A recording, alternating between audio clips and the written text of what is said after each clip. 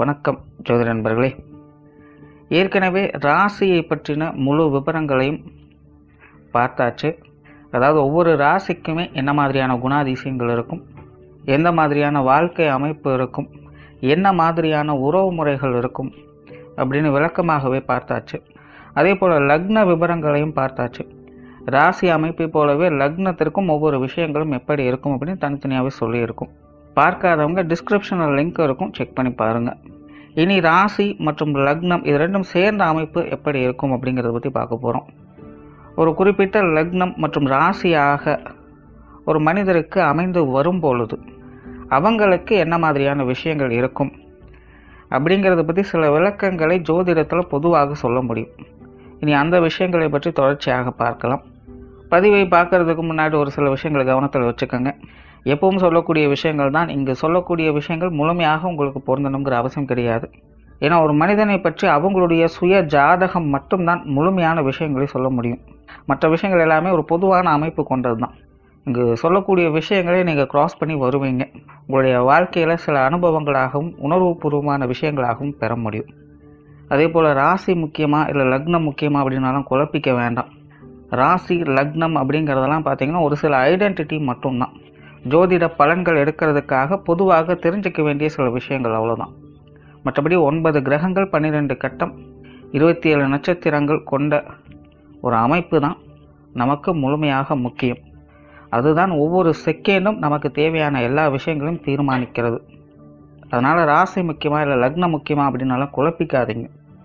நம்ம யாருன்னு கேட்டால் நம்மளுடைய பேரை எப்படி ஒரு அடையாளமாக சொல்கிறோமோ அந்த மாதிரி தான் நம்மளுடைய சுய ஜாதகத்திற்கு அடையாளமாக இந்த ராசியும் லக்னமும் அமைந்து வருது. மற்றபடி இங்கே எல்லாமே முக்கியம் அப்படிங்கிறத மனசில் வச்சுக்கோங்க. ரிஷபராசி துலாம் லக்னம். இந்த ரிஷபராசி துலாம் லக்னத்தில் பிறந்தவர்களை வினோதமான மனிதர்கள் அப்படின்னு சொல்லலாம். காரணம், இவங்களுக்கு ராசி அதிபதியும் லக்ன அதிபதியும் சுக்கிரன் தான். ஆனால் ராசியும் லக்னமும் சஷ்டாஷ்ட வர்க்கமாக அவங்களுக்கு அமையும். அதாவது ராசியும் லக்னமும் 6, 8 தொடர்புடையதாக மாறும். அதாவது ராசியிலேருந்து லக்னம் எடுத்துக்கிட்டால் அது 6ஆம் இடமாக வரும். லக்னத்திலேருந்து ராசி எடுத்துக்கிட்டோம்னா அது 8ஆம் இடமாக வரும். ஆனால் ரெண்டுக்கும் அதிபதி சுக்கிரன், ஒரே நம்பர் அல்லது ஒரே கிரகம். பொதுவாக ஜோதிடத்தில் ராசிகளை 3 விதமாக பிரிப்பாங்க. ஒன்று சரம், இன்னொன்று ஸ்திரம், இன்னொன்று பார்த்திங்கன்னா உபயம். அந்த வகையில் இந்த ரிஷபராசி துலாம் லக்னக்காரங்க சரம் மற்றும் ஸ்திர அமைப்பை பெற்றவங்களாக இருப்பாங்க. அதாவது இயற்கையாகவே இவங்க ரொம்பவே ஸ்ட்ராங்கான நபர்கள், ஓடிக்கிட்டே இருப்பாங்க அப்படிங்கிறது தான். அதாவது ஓடிக்கிட்டே இருக்கிறது அப்படின்னா கண்டினியூஸாக அடுத்தடுத்த கட்டங்களுக்கு நகர்ந்து கொண்டே இருப்பாங்க. இவங்களால் ஒரு நிலையில் அப்படியே முடங்கி போய் இருக்க முடியாது. அது நல்ல விஷயமா இருந்தாலும் சரி, கெட்ட விஷயமா இருந்தாலும் சரி. ஒரு கஷ்டமான காலகட்டம் வந்தால் கூட சரி பரவாயில்ல நடந்துருச்சு, நீ அடுத்தது என்னன்னு பார்க்கலாம் அப்படிங்கிற அந்த மன தூண்டுதல்கள் இவங்களுக்கு இயற்கையாகவே இருக்கும். பெருசாக தன்னை பேர்டன் பண்ணிக்க மாட்டாங்க. அதே போல் இவங்களுடைய சிந்தனை ஆற்றல் அப்படிங்கிறது ரொம்பவுமே நுட்பமானது. வித்தியாசமான மற்றும் மாறுபட்ட சிந்தனை ஆற்றல் உடையவங்க அப்படின்னு சொல்லலாம். எல்லாரும் ஒரு ட்ரெண்டை ஃபாலோ பண்ணிகிட்ருக்காங்க அப்படின்னா இவங்க கொஞ்சம் ஆப்போசிட்டாக தான் அதுக்கு யோசிப்பாங்க. கொஞ்சம் யூனிக்காக இருக்கணும் அப்படின்னு விரும்புவாங்க. கலை நய உணர்வு இவங்களுக்கு அதிகம். இவங்களுக்கு எல்லா விஷயங்களுமே பார்த்திங்கன்னா கொஞ்சம் நீட்டாக இருக்கணும். கொஞ்சம் அசுத்தமாக அப்படி இப்படினாலும் இருந்துச்சு அப்படின்னா இவங்களுக்கு அது பிடிக்காது. அவ்வளோ சீக்கிரம் இவங்க யாரு கூடயுமே ஒட்ட மாட்டாங்க. இவங்களுக்குன்னு ஒரு அளவான நட்பு வட்டாரம் தான் இருக்கும். அது குடும்ப உறவுகளாகட்டும், நண்பர்களாகட்டும், உறவினர்களாகட்டும், யாராக இருந்தாலும் மற்றவங்ககிட்ட அவ்வளோ சீக்கிரம் அட்டாச்மெண்ட் ஆயிட மாட்டாங்க. இன்னும் சொல்லப்போனால் சுய ஜாதகத்தில் சுப கிரகங்களுடைய அனுகிரகம் இருக்கும் பட்சத்தில் இந்த ரிஷபராசி துலாம் லக்னத்தில் பிறக்கக்கூடியவங்க ரொம்ப சைலண்ட்டாக இருந்து மிகப்பெரிய காரியங்களை சாதிக்கக்கூடிய நபர்களாக இருப்பாங்க. நிறைய பேர் நம்ம இன்றைக்கி சமூகத்தில் பார்க்க முடியும். பெரிய பெரிய விஷயங்களை செஞ்சுக்கிட்டு இருப்பாங்க. பட் அவங்க யார் என்ன அப்படிங்கிறதே தெரியாது. அவங்க பேர் கூட அவ்வளோ சீக்கிரம் வெளியே வராது. கிட்டத்தட்ட அந்த மாதிரியான ஆற்றல் இவங்களுக்கு உண்டு. பட் அதுவே நெகட்டிவ் கிரகங்களுடைய ஆதிக்கம் இவங்களுடைய சுய ஜாதகத்தில் அதிகமாக இருந்துச்சு அப்படின்னா இது கொஞ்சம் ஆப்போசிட்டாக நடக்கும். அதாவது இவங்க ரொம்பவுமே தனிமை விரும்பிகளாக இருப்பாங்க. ரொம்பவுமே ரகசிய மனப்பான்மை புரிந்தவங்களாக இருப்பாங்க. சில நெகட்டிவான விஷயங்களையும் அவங்க செய்வாங்க. பட் இவங்க தான் அதை செஞ்சாங்க அப்படிங்கிறது யாருக்குமே தெரியாது. பாசிட்டிவான கிரக அமைப்புகள் கிடைக்கும் பட்சத்தில் நல்ல விஷயங்களில் இவங்களுடைய ஆற்றல் அப்படிங்கிறது அதிகரிக்கும். பட் அதுவே நெகட்டிவ் கிரகங்களுடைய ஆதிக்கம் வந்துச்சுன்னா நெகட்டிவான விஷயங்களில் இவங்களுடைய ஆற்றல் அதிகரிக்கும். பட் எப்படி பார்த்தாலும் இவங்களுடைய ஆற்றல் அளப்பெரியது அப்படிங்கிறத நம்ம இங்கே புரிஞ்சுக்கலாம். ஏன்னா இவங்களுடைய சிந்தனை திறனே ரொம்பவுமே வித்தியாசமாக இருக்கும். பல புதிய புதிய அணுகுமுறைகளை கையாளக்கூடியவங்க, பழமையும் புதுமையும் சேர்த்து கடைபிடிக்கக்கூடியவங்களாக இருப்பாங்க. நார்மலாகவே இந்த துலாம் ரிஷபம் அப்படின்னு எடுத்துக்கிட்டாலே, அதாவது ராசியாக இருந்தாலும் சரி, லக்னமாக இருந்தாலும் சரி, பெரும்பாலும் பொதுஜன பிரியர்களாக இருப்பாங்க. எல்லாருக்கிட்டையுமே இணக்கமாக பழகக்கூடிய குணம் அவங்ககிட்ட இருக்கும். ஒரு சோசியல் ரெஸ்பான்சிபிள் அவங்கக்கிட்ட இருக்கும். பட் இந்த ரிஷபராசி துலாம் லக்னத்தில் பிறக்கக்கூடியவங்களுக்கு இந்த நிலைகள் சற்று மாறுபட்டதாக இருக்கும். இவங்க தனிச்சிருந்து காரியம் சாதிக்கக்கூடியவங்க, தனக்குன்னு ஒரு தனித்துவத்தன்மையை ஏற்படுத்தி கொள்ளக்கூடியவங்க. பட் அது மற்றவங்களுக்கு புரியாது, மற்றவங்களால் ஏற்றுக்கொள்ளவும் அது முடியாது. பட் இவங்களுக்கு நிகர் இவங்க தான் அப்படிங்கிற நிலைகளை தான் இவங்க செயல்பட்டுக்கிட்டு இருப்பாங்க. அதாவது இவங்களுடைய வாழ்க்கையில் வரக்கூடிய எல்லா நல்லது கெட்டதுகளுக்கும் இவங்களே முழு கர்த்தாவாக இருப்பாங்க.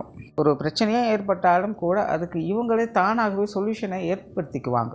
மற்றவங்களுடைய உதவியை தேடுறது அப்படிங்கிறது உங்களுக்கு பிடிக்காது. அதாவது அடமெண்டல் கிடையாது. இவங்க ரொம்பவுமே யதார்த்தவாதிகள். உங்களுக்கு இந்த கோப உணர்வு அப்படிங்கிறது ரொம்பவுமே கம்மி. இன்னும் சொல்லப்போனால் கொஞ்சம் அட்ஜஸ்ட்மெண்ட் டைப்பான நபர்கள் தான். ஆனால் அவ்வளோ சீக்கிரம் யாரையும் எதிர்பார்க்க மாட்டாங்க. தனக்கு அப்படிங்கிற ஒரு வைராக்கியம், கர்வமும் இவங்களுக்குள்ள ஒரு நெருப்பு மாதிரி எரிஞ்சுக்கிட்டே இருக்கும். நார்மலாக கொஞ்சம் கவனித்து பார்த்தாலே தெரியும், நல்லா சிரிச்சுட்டு ஜாலியாக தான் பேசிகிட்டு இருப்பாங்க. ஆனால் கூட்டத்தில் இருக்கும் திடீர்னு யாரோ ஒருத்தர் சும்மா யதார்த்தமாக ஏதோ ஒரு வார்த்தை சொல்லியிருப்பாங்க. ஆனால் அது இவங்களுக்கு சுருக்குன்னு கோபம் ஏற்படுத்தியிருக்கும். ஏன்னா யதார்த்தமான சில வார்த்தைகளுக்கே பார்த்திங்கன்னா இவங்க அதனுடைய நுட்பமான ஆழமான அர்த்தத்தை புரிஞ்சு வச்சுருப்பாங்க. சொன்னவங்களுக்கு கூட அது தெரியாது. அந்த சென்ஸில் தான் நம்ம சொல்லியிருக்கோம் அப்படின்னு அவங்களுக்கே தெரியாமல் சும்மா அசால்ட்டாக ஒரு லூஸ் ஸ்டாக் விட்டுருப்பாங்க. பட் இவங்களுக்கு அது புரியும். ஏன்னா இயற்கையாகவே மேலோட்டமாக எந்த ஒரு விஷயத்தையும் இவங்க பார்க்க மாட்டாங்க.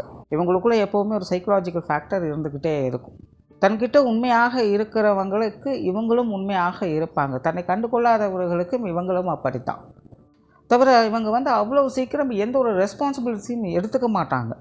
தான் உண்டு தான் வேலை உண்டு அப்படின்னு தனக்குன்னு ஒரு வட்டத்தை அமைத்து கொண்டு அதற்குள்ளே வாழக்கூடியவங்க. ஒரு ஜென்ரலான லைஃப், ஒரு நார்மலான லைஃப்பை லீட் பண்ணுறது அப்படிங்கிறது இவங்க கொஞ்சம் சிரமமான விஷயம்தான். தனிமையில் இனிமை காண முடியுமா அப்படின்னு இவங்ககிட்ட கேட்டிங்கன்னா கண்டிப்பாக முடியும் அப்படின்னு சொல்லக்கூடியவங்க. இயற்கையாகவே கொஞ்சம் தனிமை விரும்பிகள். தவிர இவங்ககிட்ட ஒரு இனம் புரியாத பய உணர்வு அப்படிங்கிறது கொஞ்சம் அதிகமாகவே இருக்கும். எல்லா விஷயங்களையுமே பார்த்தீங்கன்னா ஒரு மாதிரி ஒரு முன்னெச்சரிக்கை உணர்வோடையே செயல்பட்டுக்கிட்டு வருவாங்க. வரும் முன் காப்போம் அப்படிங்கிற வார்த்தைக்கு பிரதானத்தை கொடுக்கக்கூடியவங்க இவங்க. அதனாலேயே நிறைய விஷயங்கள்ல ஆரம்பத்திலேயே பார்த்தீங்கன்னா இவங்களுக்கு ஒரு விதமான பய உணர்வு, சந்தேக உணர்வு அப்படிங்கிறது இருக்கும்.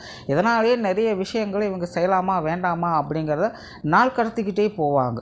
ஆனால் ஒரு காரியத்தில் இறங்கிட்டாங்க அப்படின்னா அதற்கு பிறகெல்லாம் யோசிக்க மாட்டாங்க. அது யார் என்ன சொன்னாலும் அந்த வேலைகள் நிற்கவும் நிற்காது. எடுத்த காரியங்களை முடித்து காட்டக்கூடிய திறன் இவங்களுக்கு உண்டு. அதே போல் நிறைய பேருக்கு ஆன்மீக சிந்தனைகள் அப்படிங்கிறது அதிகமாக வேலை செய்யும். அதாவது அறிவியலையும் ஆன்மீகத்தையும் ஒன்றாக பார்க்கக்கூடியவங்க. பெரும்பாலும் இந்த ரிஷபராசி துலாம் லக்னத்தில் பிறக்கக்கூடியவங்கெல்லாம் பார்த்தீங்கன்னா யோக முறை, வாழ்க்கை முறைகளில் சிறப்பு பெற்றவங்களாக இருப்பாங்க. சாஸ்திர சம்பிரதாயங்கள்லாம் இவங்களுக்கு பெருசாக நாட்டம் இருக்காது. அதாவது கடவுள் நம்பிக்கை இவங்களுக்கு உண்டு. ஆனால் நித்திய கர்மங்களில் இவங்களுக்கு ஈடுபாடுகள் இருக்காது. இயற்கை தான் கடவுள், பிரபஞ்சம் தான் கடவுள் அப்படின்னு சொல்லக்கூடியவங்களாக இருப்பாங்க. ஸோ இயற்கையாகவே இவங்களுக்கு இந்த யோக முறை வாழ்க்கை அப்படிங்கிறது ஈடுபாடுகள் உண்டாகும். அதே போல் இந்த ரிஷபராசி துலாம் லக்னத்தில் பிறக்கக்கூடியவங்க நிறைய பேர் பார்த்திங்கன்னா பிறந்த இடத்துல இருக்கவே மாட்டாங்க. பிறந்த இடத்தை விட்டு வெளி ஊர்கள்லையோ அல்லது வெளிநாடுகள்லையோ போய் வசிக்கக்கூடியவங்களாகத்தான் இருப்பாங்க.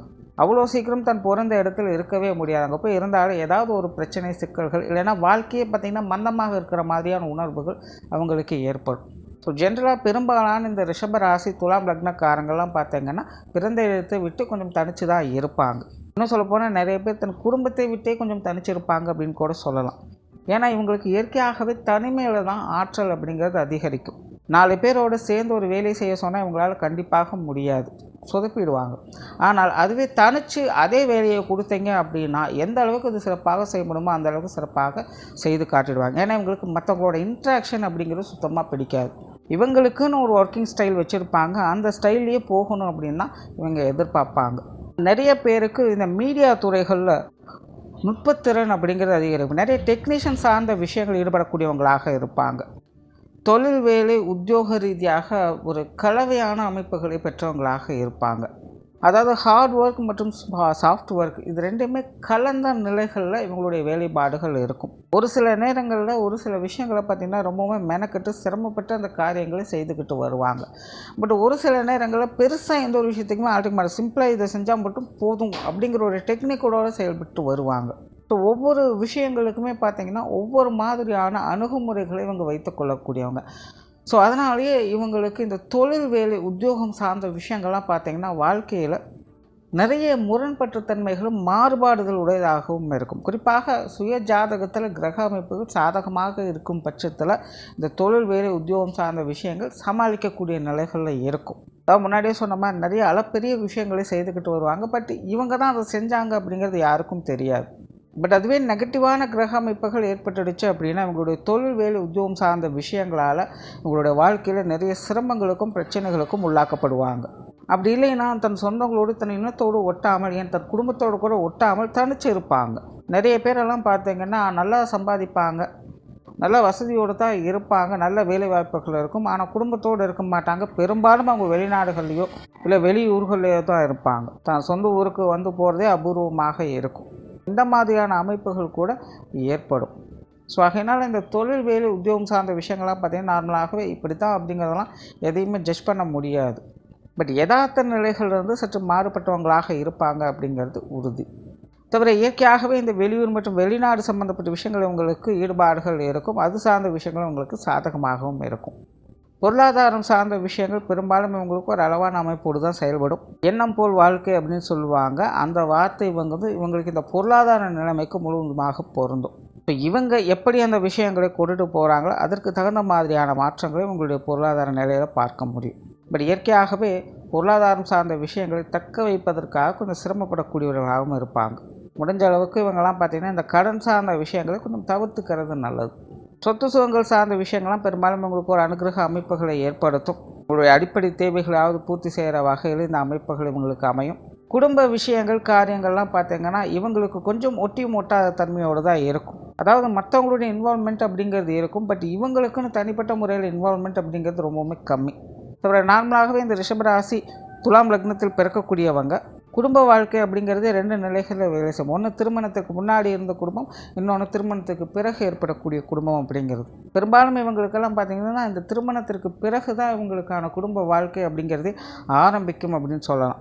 ஸோ அது வரைக்குமே இவங்களுடைய குடும்ப விஷயங்கள் காரியங்கள் இவங்க டீல் பண்ணக்கூடிய விஷயங்கள் எல்லாமே பார்த்திங்கன்னா ஒரு டெம்பரரியான நிலைகளில் தான் அது வேலை செஞ்சுட்டு இருக்கும். ஸோ திருமண பந்தம் அப்படிங்கிறது ஏற்பட்ட பிறகு தான் இவங்க முழுமையாகவே குடும்ப வாழ்க்கையில் என்ட்ராகவே செய்வாங்க. தவிர இவங்க பெரும்பாலும் பிறந்த வீட்டை காட்டிலும் புகுந்த வீட்டுக்கு அதிக முக்கியத்துவம் கொடுக்கக்கூடியவங்களாகவும் இருப்பாங்க. பெற்றோர்கள் சார்ந்த விஷயங்கள் இது இவங்களுக்கு அளவான அமைப்போடு வேலை செய்யும். அதாவது பெற்றோர்கள் வகையில் சுக சௌகரியங்களை அதிகம் பெற்றவங்களாக இருப்பாங்க. அதாவது குழந்தைக்கு அவங்களுடைய பெற்றோர்கள் செய்ய வேண்டிய கடமைகளை சரியாக செஞ்சுருவாங்க. ஸோ அந்த வகையில் இவங்களுக்கு பெற்றோர்கள் வகையிலேருந்து கிடைக்க வேண்டிய அனுகூலங்கள் அப்படிங்கிறது கிடைக்க பெற்றோம். இவங்களுடைய தாயாருக்கு அவங்களுடைய குழந்தைகள் மேலே எப்போவுமே ஒரு பாசம் பிரியம் அப்படிங்கிறது அதிகமாக இருக்கும். குறிப்பாக அவங்களுடைய மூத்த குழந்தைகள் மேலே அதிக அக்கறை காட்டக்கூடியவங்களாக இருப்பாங்க. கொஞ்சம் சென்டிமெண்ட் பீரியடாகவும் இருப்பாங்க. தன்னுடைய குடும்பத்துக்கு ஏதாவது அப்படின்னா எந்த எல்லைக்கு வேணாலும் போகக்கூடியவங்களாக இருப்பாங்க. அதே போல் அட்ஜஸ்ட்மெண்ட் டைப் அப்படிங்கிறதும் அவங்களுக்கு உண்டு. தந்தையை பொறுத்த வரைக்கும் பார்த்திங்கன்னா இவங்களைப் போலவே அவங்களும் ஒரு வகையில் ஒரு விதமான ஒரு தனிமையை விரும்பி தான் உறவினர்கள் சார்ந்த விஷயங்களில் உங்களுக்கு ஈடுபாடுகள் அதிகமாக இருக்கும். அதே போல் பெரும்பாலும் தான் உண்டு தான் வேலை உண்டு அப்படின்னு இருக்கக்கூடியவங்களாகத்தான் இருப்பாங்க. பெற்றோர்கள் வகையில் இவங்களுக்கான அனுகூலங்கள் அப்படிங்கிறது தேவைக்களவான வகையில் எப்போவுமே இருந்துக்கிட்டு தான் இருக்கும். உடன்பிறப்புகளை பொறுத்த வரைக்கும் பெரும்பாலும் உடன்பிறப்புகள் சார்ந்த விஷயங்கள் இவங்களுக்கு கொஞ்சம் மொட்டாத்தன்மையில் தான் வேலை செய்யும். குறிப்பாக இவங்களுடைய உடன்பிறப்புகள்லாம் பார்த்திங்கன்னா கொஞ்சம் காரியவாரிகளாக தான் இருப்பாங்க. குறிப்பாக இந்த பொருளாதாரம் சார்ந்த விஷயங்கள் அல்லது அவங்களுடைய வேலைகளில் குறியாக இருக்கக்கூடியவங்களாக இருப்பாங்க. தேவைக்கு ஏற்ப தான் இந்த உறவு முறைகள் அப்படிங்கிறதே இருக்கும். நார்மலாகவே இவங்களுக்கு இந்த உடன்பிறப்புகள் சார்ந்த விஷயங்கள் அது மூத்த உடன்பிறப்பாகட்டும் இளைய உடன்பிறப்பாகட்டும் கொஞ்சம் மொட்டாத்தன்மையில் தான் வேலை செய்யும். சில நேரங்களில் பார்த்திங்கன்னா ரொம்பவுமே க்ளோஸாக அந்யோன்யமாக இருப்பாங்க. சில நேரங்களில் பார்த்திங்கன்னா எதையுமே கண்டுகொள்ளாத நபராக இருப்பாங்க. ஸோ அவங்களுடைய விஷயங்கள் காரியங்கள் சூழ்நிலைகளுக்கு தகுந்த மாதிரி எப்படி இருக்கோ அதுக்கு தகுந்த மாதிரி அனுசரித்து போய்க்கிறது நல்லது. திருமண வாழ்க்கையை பொறுத்த வரைக்கும் கணவன் மனைவி உறவுகள் இவங்களுக்கு ஓரளவுக்கு சாதகமாகவே இருக்கும் சொல்லலாம். இவங்களுக்கு வரக்கூடிய வாழ்க்கை துணை இவங்களுடைய குடும்பத்தை நிர்வகிக்கக்கூடிய திறன் பெற்றவங்களாக இருப்பாங்க. ஏன்னா இயற்கையாகவே இவங்களுக்கு குடும்ப வாழ்க்கையில் அவ்வளோவாக ஈடுபாடுகளோ பற்றுதலோ இருக்காது. போகிற போக்கில் அதை அப்படியே மெயின்டைன் பண்ணிகிட்டு இருப்பாங்களோ இல்லாமல் அது ரொம்பவுமே ஸ்ட்ரெஸ் ஆகிக்க மாட்டாங்க. பட் இவங்களுடைய வாழ்க்கை துணை வந்து இதுக்கு அப்படியே ஆப்போசிட். அவங்களுக்கு எல்லாமே அவங்களுடைய குடும்பம் தான் அப்படின்னு இருக்கக்கூடியவங்களாக இருப்பாங்க. திருமணத்துக்கு பிறகு அவங்களுடைய குடும்ப வாழ்க்கையை நேசிக்கக்கூடிய ஒரு வாழ்க்கை துணை இவங்களுக்கு அமையும். இவங்களை காட்டிலுமே இவங்களுடைய வாழ்க்கை துணைக்கு கொஞ்சம் கண்ட்ரோல் பவர் அப்படிங்கிறது அதிகமாக இருக்கும். நிறைய விஷயங்கள் கொஞ்சம் அடமெண்டலாக இருப்பாங்க. அவங்க சொன்னால் தான் அப்படிங்கிற நிலைகளில் அவங்க வேலை செய்யும். ஸோ சில நேரங்களில் பார்த்தீங்கன்னா இவங்க ரொம்பவுமே அனுசரித்து போக வேண்டியதாக இருக்கும். பெரும்பாலும் இவங்களுக்கும் இவங்களுடைய வாழ்க்கை துணைக்கும் குணாதிசய வேறுபாடுகள் அப்படிங்கிறது நிறையவே இருக்கும். பட் இருந்தாலும் கூட ஒருவரை ஒருவர் அனுசரித்து போகக்கூடிய தன்மை பெற்றவங்களாக அவங்க இருப்பாங்க. இயற்கையாகவே இவங்களுடைய திருமண வாழ்க்கை அப்படிங்கிறது பார்ப்பதற்கு முரண்பட்ட நிலைகள் இருந்தாலும் கூட அவங்களுக்குள்ள ஒரு அந்யோன்யத்தன்மையோடு அவங்க செயல்படுவதை பார்க்க முடியும். ஸோ அந்த வகையில் இவங்களுடைய திருமண வாழ்க்கை அப்படிங்கிறது நல்ல முறையிலே அமையுது. குழந்தைகள் சம்பந்தப்பட்ட விஷயங்கள் ஒரு நார்மலான விஷயங்களை எதிர்பார்க்கலாம். அதாவது பெரிய அளவில் குறையும் சொல்கிறதுக்கு இல்லை, பெரிய அளவில் நிறையும் சொல்கிறதுக்கு இல்லை. பெரும்பாலும் குழந்தைகள் சம்மந்தப்பட்ட விஷயங்கள்லாம் பார்த்திங்கன்னா ஒரு வழக்கமான சூழ்நிலைகளே பார்த்து வருவாங்க. தவிர இவங்களுடைய குழந்தைகளுக்கு அவங்களுடைய தாயார் மேலே பாசம் அதிகமாக இருக்கும்.